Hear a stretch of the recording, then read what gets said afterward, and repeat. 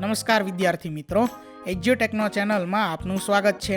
આજે આપણે ધોરણ 6 વિષય અંગ્રેજીમાં યુનિટ નંબર 8 આઈ એમ કેપેબલ તેના ભાગ 1 કે જે છે લિસનિંગ, તેમાં આપેલી તમામ પ્રવૃત્તિઓની આજે આપણે સમજ મેળવીશું.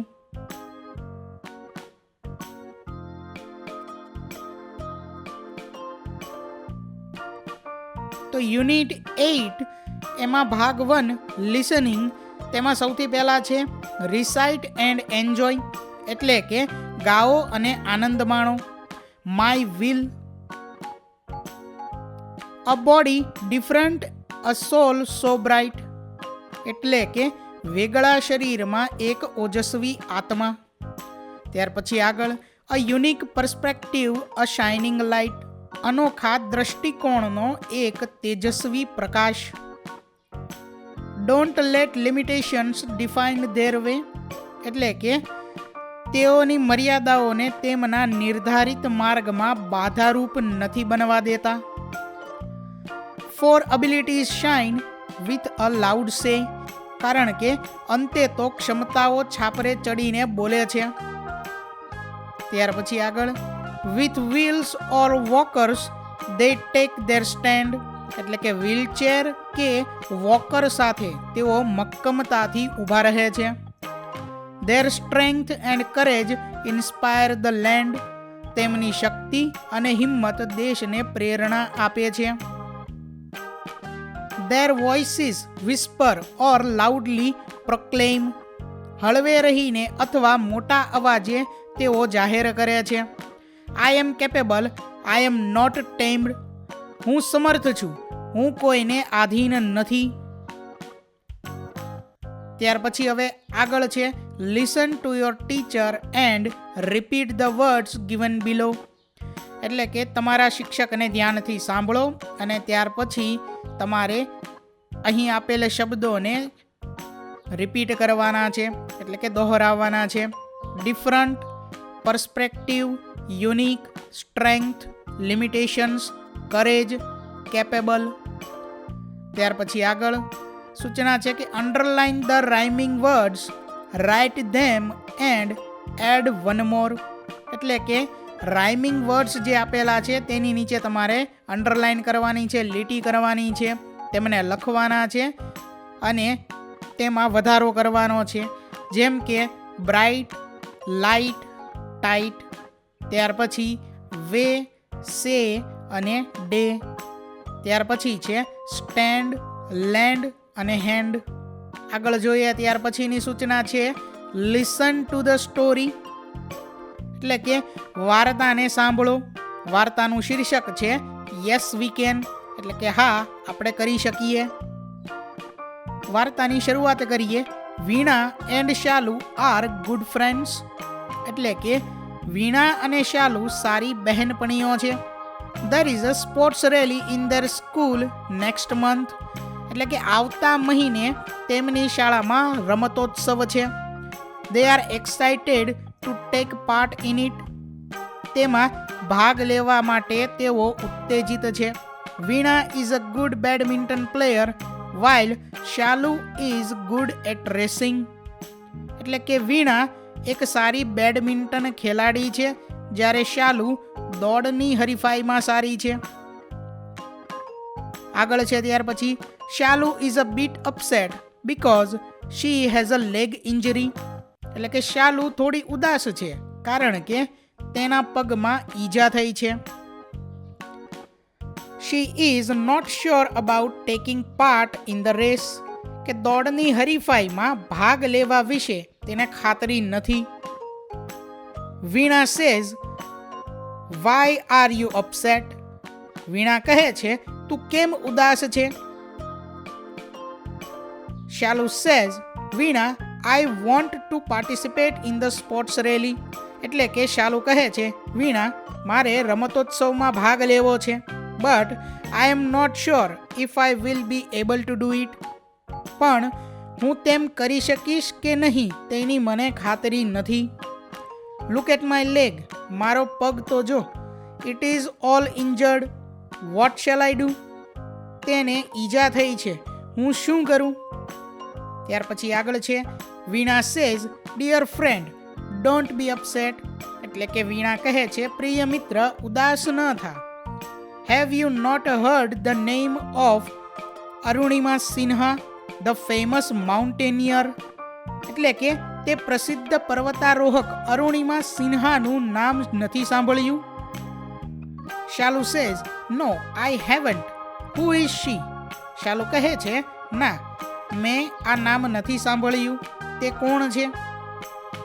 ત્યાર પછી આગળ Veena says she was a national level volleyball player, એટલે કે વીણા કહે છે તે એક રાષ્ટ્રીય કક્ષાની વોલીબોલ ખેલાડી હતી. She was pushed out from a running train by some robbers, એટલે કે કેટલાક લૂંટારુઓએ તેને ચાલતી ગાડીમાંથી બહાર ધકેલી દીધી હતી. She was so badly injured that one of her legs was cut off, તેને એટલી ગંભીર ઈજા પહોંચી કે તેનો એક પગ કાપી નાખવામાં આવ્યો. Shalu says oh my God that's terrible. Shalu કહે છે હે ભગવાન કેટલું ભયંકર. Veena says it's true and still she climb the world's highest peaks and made us proud, એટલે કે વીણા કહે છે સાચી વાત છે અને તેમ છતાં તેણે વિશ્વના શિખર પર ચડીને આપણને ગૌરવાન્વિત કર્યા. Shalu says wonderful that's the spirit. Shalu કહે છે અદ્ભુત, આને કહેવાય ખરી હિંમત. ત્યાર પછી આગળ Veena says not only she but Bharat Kumar a para swimmer, Sudha Chandran a Bharatanatyam dancer also became famous in their fields in spite of their disabilities, એટલે કે વીણા કહે છે ત્યાર પછી અહીં જે ભાષાંતર આપેલું છે તે ખોટું છે. અહીં ભાષાંતરમાં આવશે કે વીણા કહે છે ફક્ત તે જ નહીં પરંતુ ભરતકુમાર કે જે એક સ્વિમર છે, સુધાચંદ્રન કે જે એક ભરતનાટ્યમ ડાન્સર છે, તેઓ પોતાની અપંગતા અથવા તો કોઈ ખોડખાપણના લીધે પણ પ્રખ્યાત બન્યા છે. ત્યાર પછી આગળ Shalu says they are really very courageous and confident people, એટલે કે શાલુ કહે છે તેઓ ખરેખર ખૂબ હિંમતવાન અને આત્મવિશ્વાસવાળા લોકો છે. ત્યાર પછી આગળ Veena says yes they inspire અસ, એટલે કે વીણા કહે છે કે હા તેઓ આપણને પ્રેરણા આપે છે. You are also good at sports, તું પણ રમત ગમતમાં સારી છે. I know you can do it, હું જાણું છું કે તું કરી શકીશ. Shalu says you are right now I will participate and do my best, એટલે કે શાલુ કહે છે તારી વાત સાચી છે, હવે હું ભાગ લઈશ અને શ્રેષ્ઠ પ્રયત્ન કરીશ. ત્યાર પછી આગળ Veena says that's like my good friend, એટલે કે વીણા કહે છે આ છે મારી ખરી મિત્ર. We all have some special qualities, કે આપણા સૌમાં કંઈક વિશેષ ગુણ હોય છે. We should have faith in ourselves, એટલે કે આપણને આપણામાં શ્રદ્ધા હોવી જોઈએ. Shalu says definitely I will work hard to give my best, એટલે કે શાલુ કહે છે ચોક્કસ હું શ્રેષ્ઠ પ્રદર્શન કરવા માટે મહેનત કરીશ. Veena says that's why our coach always say I can never સે આઈ કાન્ટ. વીણા કહે છે તેથી જ આપણા કોચ હંમેશા કહે છે હંમેશા કહો કે હું કરી શકીશ, હું નહીં કરી શકું તેવું કદી ન કહો. ત્યાર પછી આગળ સૂચના છે choose the most appropriate options, એટલે કે અહીં આપણને પ્રશ્ન આપેલા છે અને તેની નીચે ઓપ્શન આપેલા છે. જવાબ તરીકે સાચા વિકલ્પને આપણે પસંદ કરી અને બાજુમાં જે બોક્સ આપેલું છે તેમાં તે વિકલ્પનો ક્રમ લખવાનો છે. Question number 1 who was injured? Option A Veena, option B Shalu, option C none of the above. તો એમાં જવાબ છે ઓપ્શન બી શાલુ, એટલે બાજુમાં બોક્સમાં બી આવશે. ત્યાર પછી આગળ question number 2 who became a famous mountaineer? Option A Sudha Chandran, option B Bharat Kumar, option C Arunima Sinha. તો આન્સર છે ઓપ્શન સી ભરતકુમાર. ત્યાર પછી આગળ question number 3. What can make us successful? A courage and confidence, B support, C wealth. તો answer છે option A courage and confidence. ત્યાર પછી આગળ question number 4. If you get less marks in the exam, what will you do? Option A I will feel ashamed of it. Option B I won't tell anyone. Option C I will work hard.